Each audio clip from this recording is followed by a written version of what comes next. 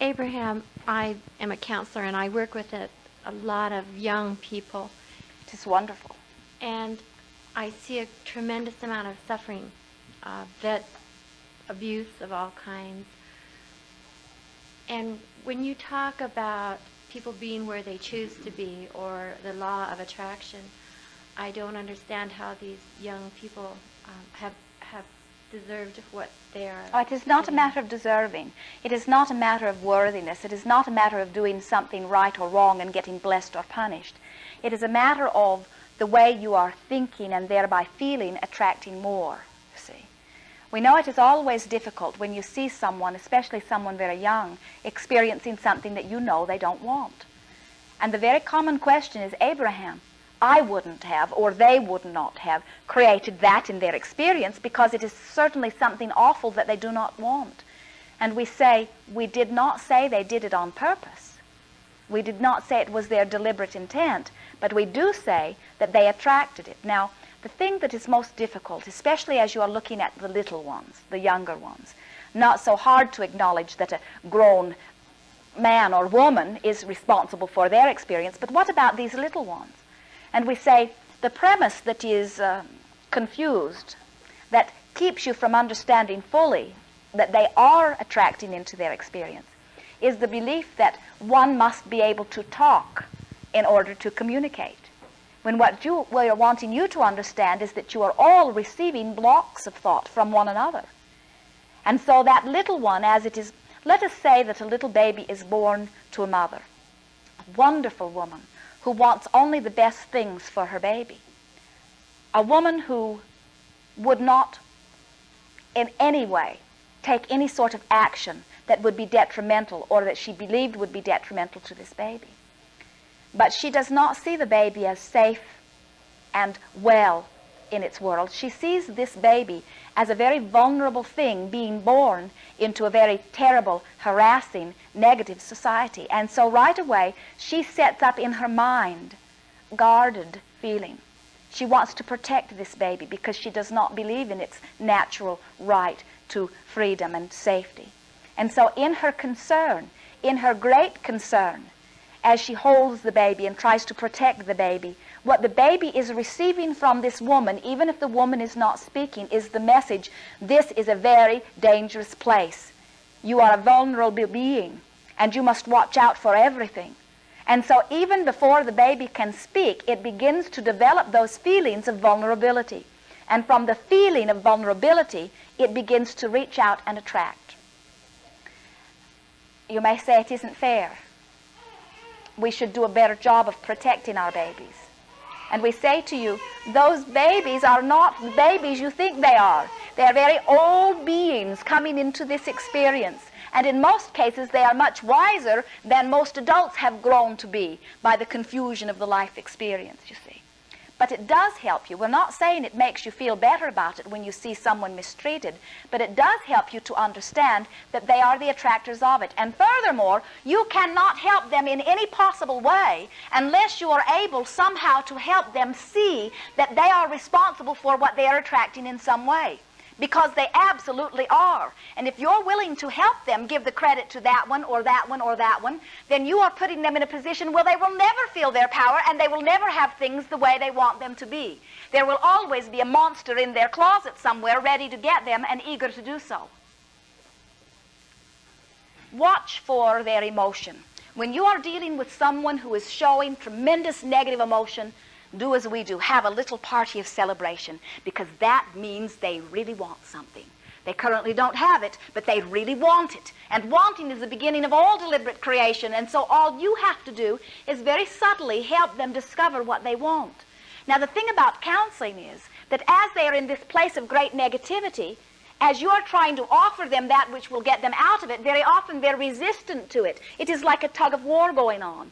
And so we say, don't even try in their place of great negativity to help them to see it, because they're resisting it too strongly. Instead, pivot on their behalf in your own mind. Let us say that there is a particular one that you're going to see today.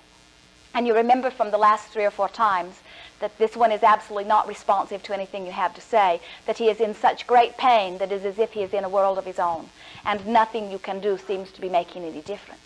And so as you know he's coming, think about his pain and ask yourself what it is that he is focused upon the lack of. In other words, what is at the root of his pain? What does he want that he believes he does not have?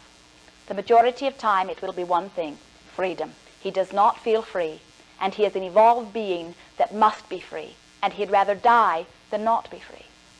And so as he perceives himself not free, he has this experience.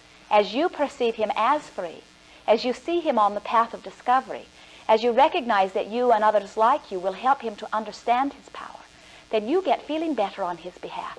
You begin offering thought that he is receiving, or you are deposited in a thought bank where he can receive it at a time when he is not so resistant. And in the majority of cases, when he comes into your circle and you begin your talking, you will find him to be less resistant and eager to hear from you. Do you know what he wants to hear from you? He wants you. He wants someone, anyone, you're the one, to say, you are all right. You are perfect as you are. So what is you are rebelling? We all have rebelled because we must have our freedom. And this society as a whole does not understand how important freedom is to those of us as individuals.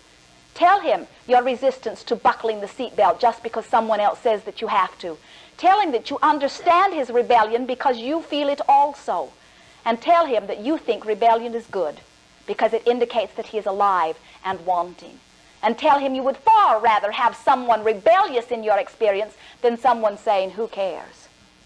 Because for those who do not care, you have nothing to offer, nor does this physical experience. But for someone who is really feeling strong negative emotion, oh, what a glorious experience is potentially ahead of that one, you see. And then begin to try to get him to talk about what he wants.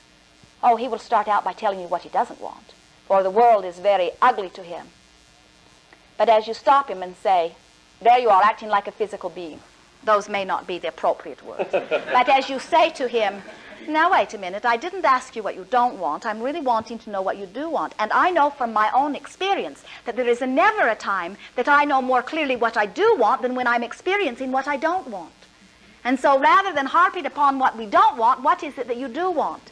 And he will say, I want nothing. And you'll say, that isn't true. You wouldn't be feeling this great negative emotion. Tell him you weren't born yesterday. You know what negative emotion is as a result of. You know that when you feel negative emotion, it is because you want something and you know you don't have it. You don't have to tell him that you've been talking to some weird, dead guru who is telling you about non-physical things. Tell him from your own experience, you see. And you will find them, one after another, seeking you as the friend that they have been looking for all of their life, the one that can help them to understand that they are perfect as they are and changing every day. You will be one of the first that says, not with your words, because they might be too much, but with your eyes, with your heart, with every fiber of your being, you will be saying, I really, really, really like you. And when another feels that, when you're feeling your appreciation for another, they get it because you're oozing it, you see. Cannot feel it without them getting it. And so what is your work? To feel it.